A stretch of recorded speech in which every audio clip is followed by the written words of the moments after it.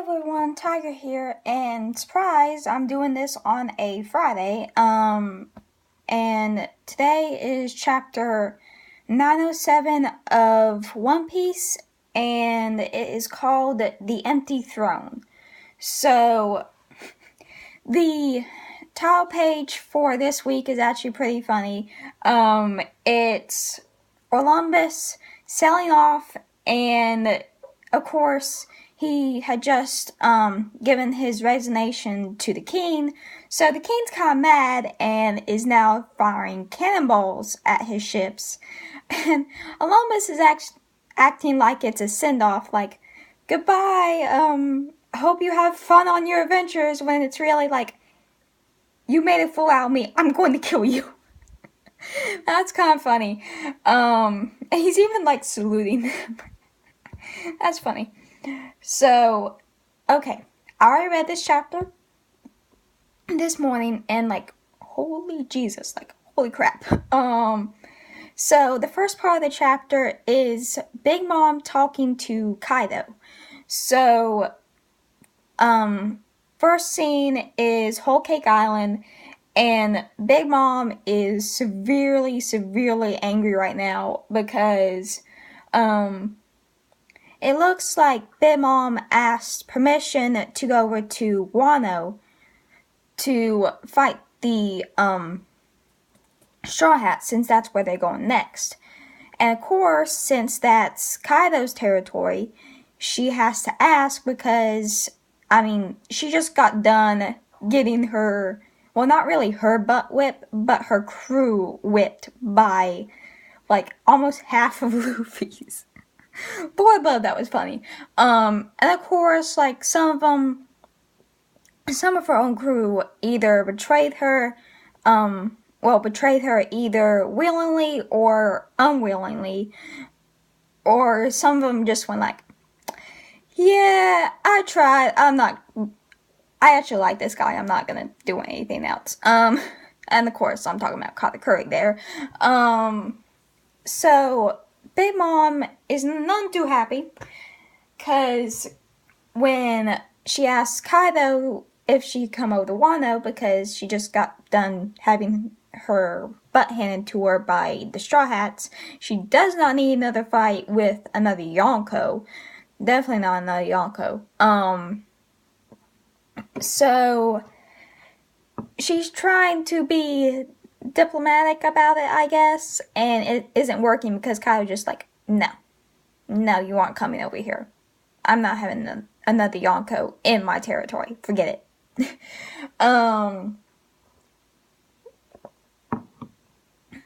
So, Big Mom's just going like, well, look, it doesn't really have anything to do with you. It's just that I'm not the one. If I'm not the one to take the Straw Hat's head, I'll be shamed forever. He has something he needs to return to me. Right there, I'm not entirely sure if she's talking about, the poneglyph, or the, like, her pride. Or even her status, because, yeah, she's not, like, the Yonko status hasn't been, like, ripped from her, but, like, Luffy now has sort of kind of the same status, so she's just going like, yeah, that little Straw Hat took away my title. This ain't going down. So we also see, Luffy's bounty poster with a knife stabbed through it. Of course, she's like really angry. And then Big Mom mentions, oh yeah, besides, you still owe me one big time, Kaido. And Kaido's like, that's all in the past. Then, Big Mom responds, nope, that debt is lifelong. So, what kind of debt is it? Then we see Kaido. I'm the one with a bone to pick with that kid. If you come here, I'm killing you, Lin Lin. So, Yeah, Kaido kind of does have a bone to pick with Luffy, considering, Dressrosa and the Smile Factory. But right now, I'm pretty sure that Big Mom has more of a claim to Luffy, to be honest. Because first he messed with her in Fishman Island, then there was the entire thing with Totland. I mean, that just happened, so yeah, I'm pretty sure that she has more of a claim to Luffy right now. Well, right now, considering he was just in her territory. Of course, he's heading to Kaido's, so he's about to be Kaido's problem, but right now, I think Big Mom has more of a say in what happens to Luffy, or who gets to take him down. So then Big Mom responds, "Do your worst then. I just figured I'd drop you a line. Listen up. I'm going to be the one to kill Straw Hat. Let's stay friendly on this, huh? Like good old times." Okay, then we are at Marine headquarters, and they managed to wiretap the conversation between Big Mom and Kaido. So everyone's just freaking out. So, now they're worried that Big Mom and Kaido are gonna get together, and that's not good. That's never good. So, Kizaru asked, if he should go to, of course, Wano. And Akainu responds, no, we're not doing that. The strength of the armies of the Wano country are as yet unknown. And then I think Kizaru responds, the samurai, huh? So, of course, we knew that they were going to be samurai in Wano. Duh, that's Kinemon and Kanjiro. But still, it looks like they have a pretty good force. Don't know if those samurai are going to be working for Kaido now. Honestly, I don't think so because, I mean, we've all heard stories about samurai and how loyal they are. So I think they're still gonna be loyal to Odin, whether he's alive or not. Who knows? And they will be equally as loyal to Momonosuke when he gets there. So after that, we cut to the Red Port, and we actually see Garp and a few other of the Marines that came with the royalty to escort them. So Garp's laughing his butt off because, I guess he heard about, the Yonkos, like, talk about Luffy, and, I'm not entirely sure who this is, but it's this woman who's going like, they're after your grandson. Why the crap are you laughing?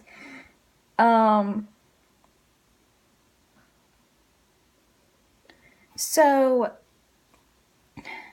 and Garp's like, well, can't really do anything about it because everyone who could go against the Yonko are here at Reverie being bodyguards for the royalties, so can't really do anything about it.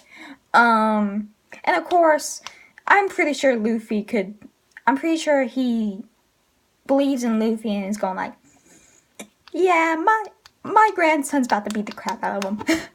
So, I mean, despite the fact that he's none too happy about Luffy becoming a pirate, he still is pretty proud of him for just all the crap that he's done. So that's actually a pretty sweet moment with Garp. And also, another one of the reasons why Akainu isn't going to let anyone go to Wano is because the Wano country is not a part of the World Government Alliance. They are outside our jurisdiction. So, don't know if that means that no Marine is going to be in Wano, because, I mean, they have like the cipher poles and all that. So, and also I've heard theories that Smoker and Tashigi are going to be there, since Tashigi is like a really big sword nerd, so she might be there. They might sneak into Wano and just maybe not tell Akainu, or maybe Akainu's like planning something off to the side and just like not telling anyone, maybe.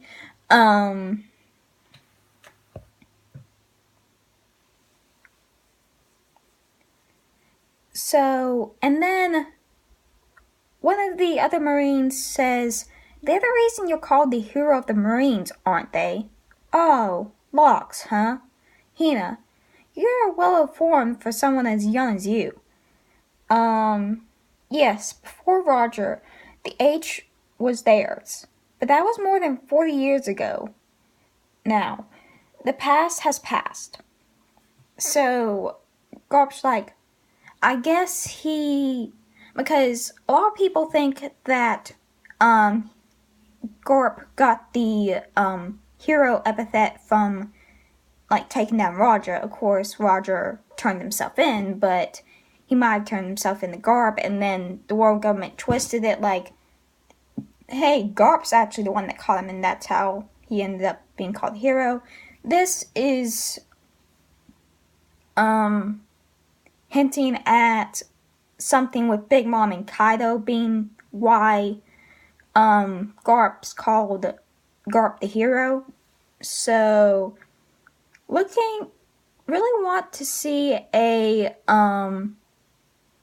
backstory behind that, because, like, when Luffy first answered that Din Din Mushi at Fishman Island, like, when Big Mom heard Luffy's name, like, immediately she was like, "Oh, you're Garp's grandson."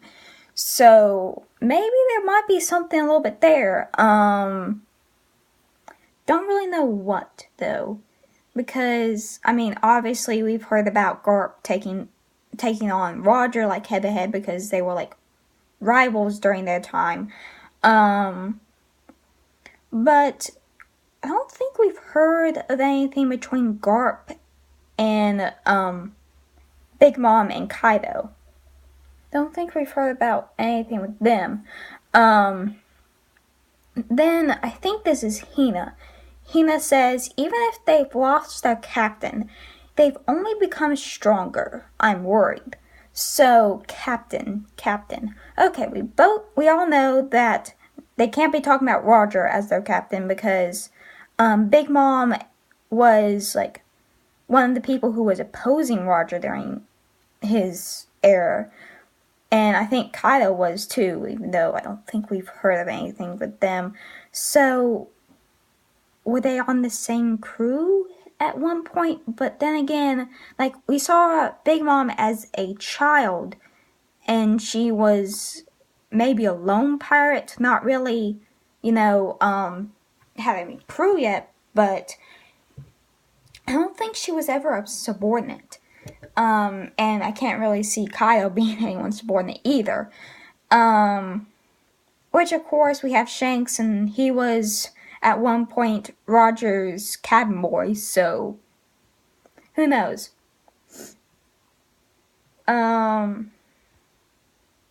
Which, then Garp says, there's no point worrying. If they return, they'll be a huge threat. This situation, though, will get far bigger than any of us are imagining right now. Why does that thought make you smile like that? Of course, Garp's probably smiling like, yeah, my grandson. He's about to kick butt and take names, and it's gonna be awesome. I'm going to be screaming about how stupid he is and how I hate him being a pirate, but inside I am so proud right now. And the comment, if they return, they've been Yonko for good Lord knows how long. So what does he mean by if they return? Because, my mind, so confusing. I mean, yeah, Big Mom and Kaido don't really do stuff themselves. They mostly let their crew do it. Or at least that's how we've seen. But maybe he's talking about if they actually get into action. Like, not just sending their crew out, but like putting themselves out there as well. Then we are going to have some issues, but I don't really know. So after that, and sorry, the page is loading, so just give me a second. Okay, for a second there I thought that was Garp, like, chewing on a cigarette, but no, it's just meat.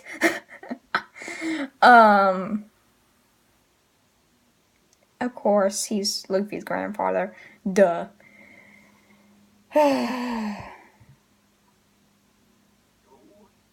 What above? Why in the world do you have to do this right now? Like, seriously.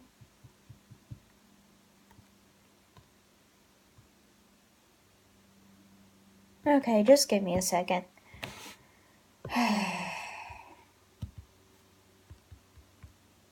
Like, the last few chapters, Oda has just been like, bam, bam, bam with like all of the stuff that he's showing us.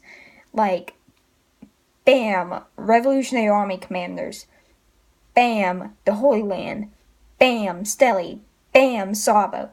Bam, the straw hat, the giant straw hat that we have no idea what it is. And then there's just this chapter, like, bam, bam, bam. One bombshell after the next. So, like, this arc, like, I've heard a few people, like, before I actually started, going like, oh, this is just gonna be a talking arc where not a lot of stuff is gonna happen, and we're not really gonna get much. It's gonna be really short. I hope they're reading this right now, because, like, holy Jesus, because this is one insane arc so far. I, like, my mind has been continuously blown throughout this entire arc. And now I'm gonna have to shut this off and start it again because it's being stupid. Sorry, y'all, my internet is not really the best internet. And also, we just got a new Wi-Fi, so yeah. My cousin thought it was gonna be better. No, it's not.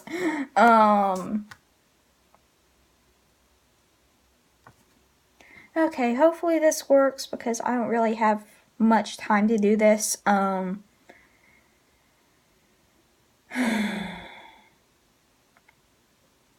So, I really want to know what is up with Garp and Big Mom and Kaido, because, like, this is crazy. I mean, of course, we saw him fighting with, Don Chinjiao and Roger. Well, you didn't really see him fighting with Roger, but we have seen it hinted.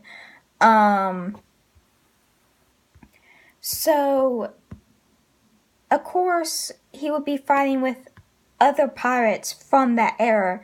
Maybe even some pirates that weren't exactly that, important. So, I mean, it does make kind of sense that he would be fighting Big Mom and Kaido and,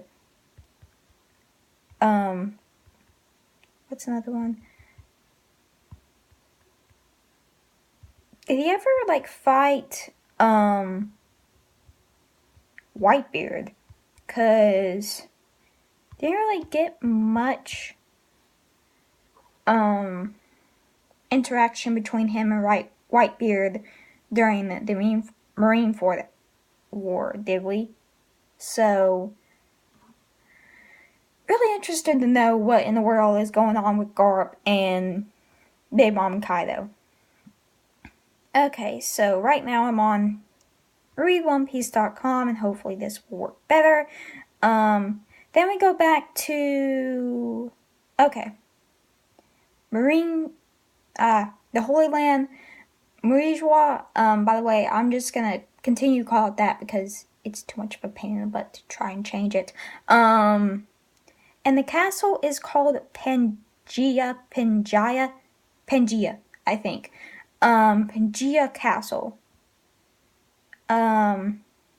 So now we are in a throne room, and somebody is asking Stelly. It says Stewie again here. I am calling him Stelly because that is what we've been calling him for good Lord knows how long now. So somebody is asking Stelly to make his pledge. So Stelly sees the throne and he's going like, can I sit on it? And the guy says, even if you're joking, you shouldn't ask that. No one is allowed to sit on that throne. It is the empty throne. All of the kings from around the world are equal in status. Bullcrap. Because equality is not a thing in the One Piece world. I'm sorry, it is not. That's the whole issue with the world government. The pledge you take here symbolizes that you will not try to take the throne for yourself in greed. Okay, did he just do that in Goa? Like, seriously. Because it says that the king and prince of the Goa kingdom met a mysterious end, so yeah. So, pretty sure he just did that in Goa, so yeah, that's probably not smart. The 20 weapons that surround this throne as its protection are the symbols of the creators of this world. The founding 20 members made their own pledges here 800 years ago. So I see a whole lot of swords and 2 axes. So this throne sits in the center of the world. Nobody has ever sat on it because its vacancy symbolizes peace in the world. Oh crap. Like those with the highest authority in this world, those at the helm of the celestial dragons, the 5 elder stars, there is no single king of this world. Now please make your pledge, King Stelly. If I sit on that throne, I'll be the king of this world. King Stelly? I want to sit on it. Oh, Lord above, Stelly, you are such a butthole. So now we go back to the socializing plaza, and some giant, who is obviously a slave, has grabbed Shirahoshi. And it is a slave of Charlos, duh, who is now trying to kidnap Shirahoshi in front of everyone. Lord above, I hate this guy.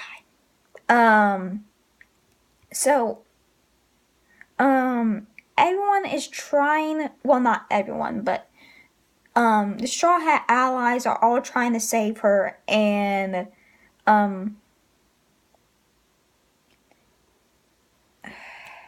Sai and Leo both go for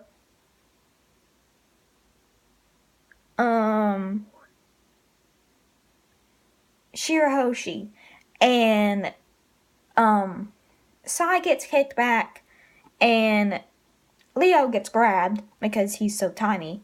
And it is CP0. So we have Stussy here, we have Rob Lucci, and we have Kaku. Have no idea who the guy in the back is. So, and Rob Lucci is just going like, yeah, I can't let you fight him because he's a celestial dragon. They can do whatever they want. So yeah, you're just gonna have to back up and let this happen. And they're going like, no. Like, Neptune's like, I am not going to let this happen. I do not care if Fishman Island has to stay at the bottom of the sea forever. I'm gonna get my daughter back. So poor King Neptune is just like, bawling his eyes out like, I'm so sorry, Otihime, but we're not going to be able to complete your dream. Then, while, Neptune is rushing Roblucci, somebody comes up and just, like, swings a bat, I think it is, in Charlos's face. And everyone's just going like, wait, what? Oh man, he has no luck, because first he got punted by Luffy, now he's getting punted by another guy. So then we actually get to see the Celestial Dragon from like way back when in the Fishman Island flashback. The Celestial Dragon that Otihime saved has now come back and he's going like I owe Queen Otihime, so now I'm going to help you. So that is very nice to see that the Celestial Dragons can change. Problem is that I was reading the manga helper spoilers and discussion for the this chapter, and a lot of people going like, you might want to watch out because that's still a Celestial Dragon, so he might have his own plan. Kind of worried about that now. Like, man, Shirahoshi has no luck. Because first she was trapped for like 10 years in that tower thanks to Dekken. Now she's trying to be kidnapped by Celestial Dragons. Like, she has no luck. Like, none. But it was really nice to see that Celestial Dragon come in and try and save her. And also my page is reloading again. Sorry for this. And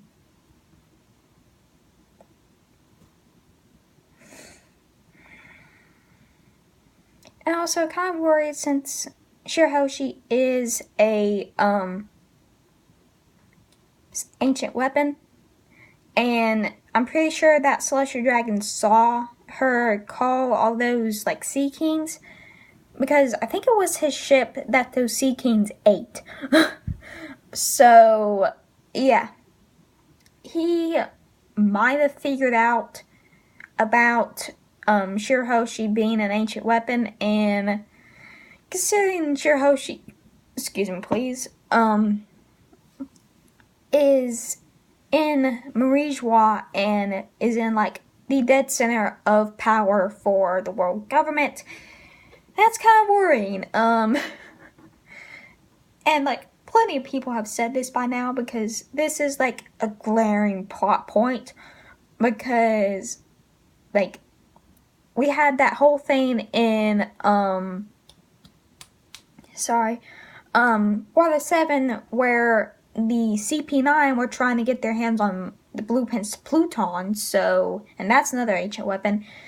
So if they find out that Shirahoshi is an ancient weapon, and I'm pretty sure they're going to try and take her. So yeah, kind of worried there, because that's like a glaring plot point, and also, which then again, revolutionaries are there, and personally, I kind of wish it was Sabo that punched him.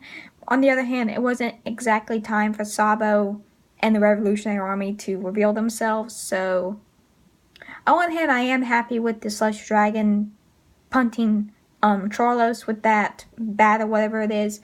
On the other hand, I mean, Sabo's Luffy's brother, and it would just been a very nice parallel to see Sabo just like, bam. Though, okay, I really want to see Saint Jalmac again, since he was the one that almost killed Sabo, and I would love to see Sabo punch him. I would just love that so much.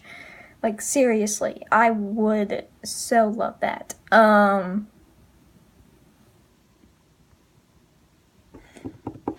And it's still not reloaded. Which then again, also, if Luffy somehow punched him, that would be great.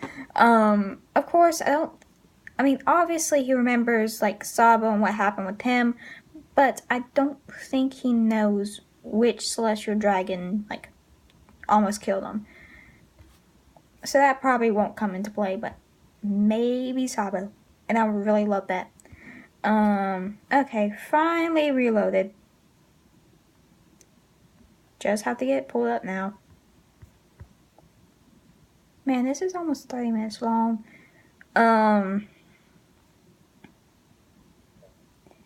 So then the last scene of the chapter is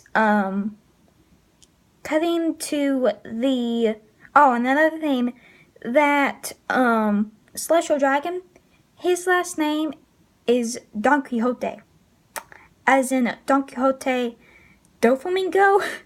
So those two might be related. It might be really interesting to see how the Dressrosa crew or the Dressrosa people respond to that. And then we cut to the room of authority in the Pangea Castle. So now we see the 5 elders, and there's somebody in a cloak standing before them, and they're saying, "What did you need to talk about? For you to come all the way here? We are currently in the middle of the reverie. A man with a position like yours isn't suited to get involved with the politics of this world. We only made time to talk because it was you. Yes, you have my thanks. We'll hear you out. All soldiers, exit the room. Yes, sir. I want to talk about a certain pirate, Shanks." Okay, what the blank? Like, seriously, what? Like, what is Shanks doing here? He is talking with the 5 Elder Stars. Like, it's normal for him. Like, what? How in the blessed world did he manage to get in there? And, like, they even said, like, "I'm only talking to you because it's you, so..." What? Just what? Yeah. And also, Shanks wants to talk about a certain pirate that's either Luffy or, Blackbeard. One or the other. So, yeah. That's the end of the chapter. I might do a discussion later, just theorizing on what the crap is going on with,